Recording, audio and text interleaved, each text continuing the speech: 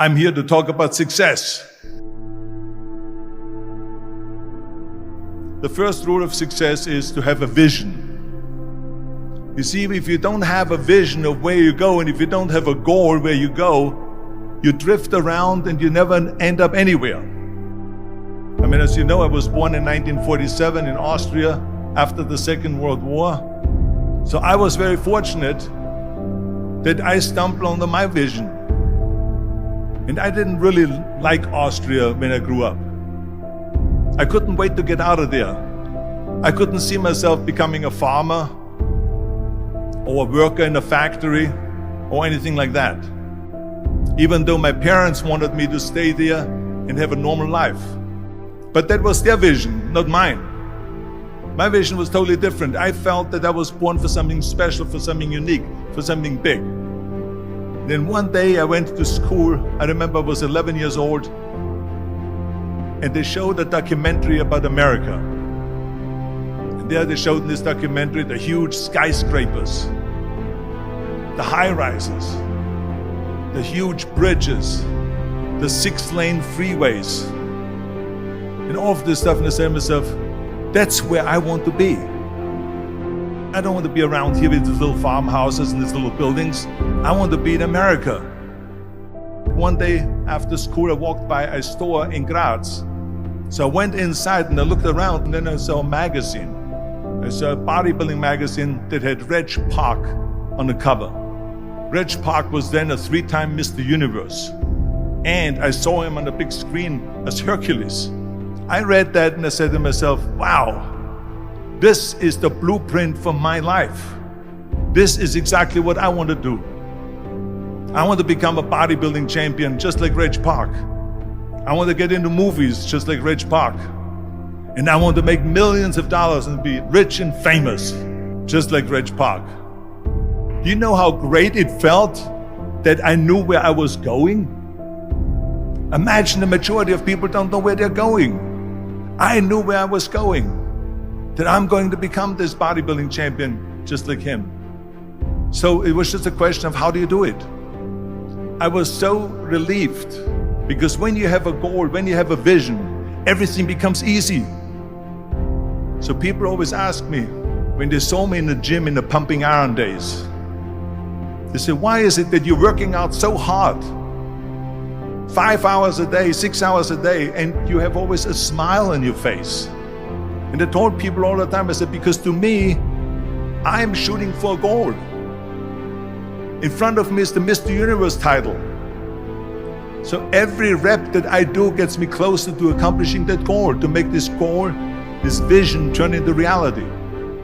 Every single set that I do, every repetition, every weight that I lift will get me a step closer to turn this goal into reality. So I couldn't wait to do another 500-pound squat. I couldn't wait to do another 500-pound bench press. I couldn't wait to do another 2,000 reps of sit-ups. I couldn't wait for the next exercise. At the age of 20, I went to London and I won the Mr. Universe contest as the youngest Mr. Universe ever. And it was because I had a goal. So let me tell you something, visualizing your goal and going after it makes it fun. You got to have a purpose no matter what you do in life. You got to have a purpose. 74% hate their job in America. Now, this is not much different when you come to Europe. The majority of people don't like what they're doing, because they're really not doing it because they didn't have a goal and they followed this goal. They just aimlessly drift around, and then all of a sudden there's a job opening, so they get that job because you have to work. But then when you work, it's a chore. It's work. It's not fun. So if you think about, only a quarter of the people really enjoy what they're doing in life. That is unbelievable if you think about it. So I felt so blessed that I knew what I was doing. It's like a medical student that studies and knows he wants to become a doctor. You know where to go. And the same thing is also in politics. I remember that in politics, I had a very clear vision that I will be the leader of California. That's as far as I could go because I was not born in America, so I could not run for president. So being the governor of the fifth largest state,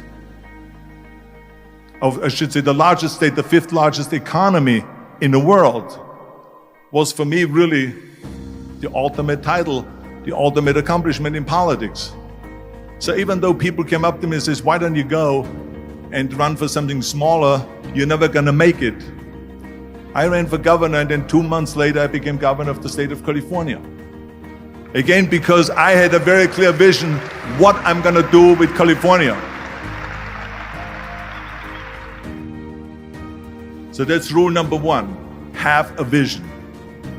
Rule number two is, don't listen to the naysayers. Don't listen to the naysayers.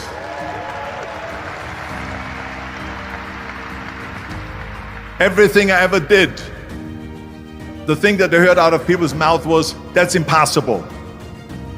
That can't be done. Or no. That is exactly what I heard, and of course I proved to the people that it can't be done. So whenever someone said to me, it can't be done, I heard, it can be done. When they said no, I heard yes.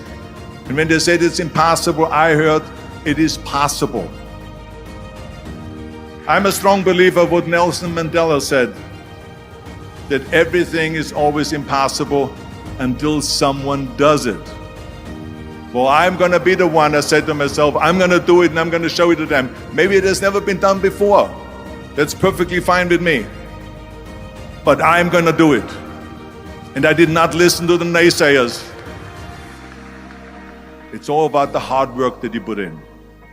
I said to myself, in bodybuilding I worked out 5-6 hours a day. I'm gonna do the same thing now for acting. And of course I went to college to study English. I studied the accent removal, acting classes, and all of this stuff, all day long. I worked and I worked and I worked. And within a short period of time, I made one movie called Hercules in New York, which of course went right into the toilet. But it didn't discourage me. I still had the same vision. And then all of a sudden I did Streets of San Francisco. I did Stay Hungry and Pumping Iron and The Villain. And then all of a sudden I was asked by Dino De Laurentiis and by Universal Studio to star in Conan the Barbarian. And after I did Conan the Barbarian, the director at the press conference said to the press, the director was John Milius. He said to the press, if we wouldn't have had Arnold, we would have had to build one. So think about that. The very body that they said can never be sold because the time is wrong. A few years later, I'm doing Conan the Barbarian, and it was the #1 hit at the box office when it came out in the summer of '82. Think about that. And the director says, if we wouldn't have had his body, we would have had to build one. So all of a sudden, my body became an asset, not a liability.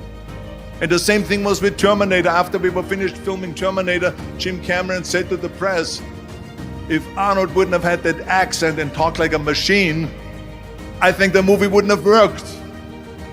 So think about that. The body and the accent that they attacked was an asset. But I didn't listen to those losers. I didn't listen to them at all. It's just the reality of it is that you cannot listen to the naysayers. So this is a very important lesson for all of you.